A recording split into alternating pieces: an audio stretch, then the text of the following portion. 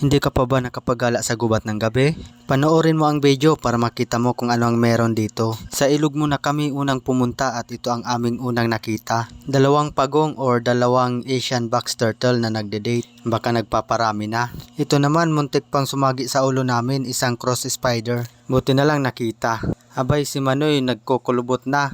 Ganyan talaga pag tumatanda na. Ito naman yung bayagusa. Napakarami nitong makikita sa amin. Ito naman yung napakahirap makita. Hindi mo basta-basta mapapansin. Lalo na pag kumpul-kumpul ang dahon. Ito naman yung leaf insect. Ang daming nagkakandara pa dito. Pasensya na at hindi kami nagpapabili niyan. Ito ibigay ko na lang. Kahit umaga madalas tumakita. Yan naman ang emerald tree skink. Dulog-dulog or tabili kung tawagin. Habang naglalakad-lakad nga kami sa gubat, ito may nagpakita. Pagala-gala rin, naghahanap yata ng makakain.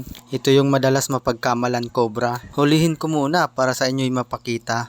At malaman nyo kung ano ang pinagkaiba. Ang cobra ay bumubuka ang leeg at maiksi ang buntot. Samantalang itong brown rat snake ay hindi bumubuka ang leeg at mahaba ang buntot. Yan lang muna kasi gagawa tayo ng video na mas klarado kung ano ang pinagkaiba ng brown rat snake at cobra. Para hindi tayo malilito sa pagkakakilanlan nila. Ito naman yung gustong gusto ko makita sa gubat pag nagagala kami dito. Sayang hindi masyado makita sa camera gawa ng sobrang taas. Wala pa tayo budget pangbili ng magandang cellphone.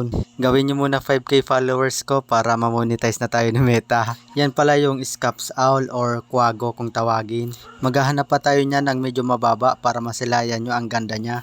Ito naman stick insect, madalas na tayo nito nakakakita sa herping. Yan ang female na stick insect. Malapad ang dulo ng katawan nila at mas malaki sila kaysa sa male. Kung di mo siya tititigan ng maigi, aakalain mo na stick talaga siya. Ganyan naman sila magparami, buti na lang naaktuhan natin. Kailangan ko pa ba tong i-blur? 'Di ba mas malaki yung female at malapad yung dulo ng katawan nila? Yan naman na maliit, yan ang male. Magsana all ka na lang talaga. Nakakita rin tayo dito ng Sylphin Dragon. Ang pangit pa nila pag maliit pero napakaganda pag malaki. Ito rin may hito, pang ulam, pwede na yan. At ito, nakakita tayo ng medyo mababa na Scaps Owl.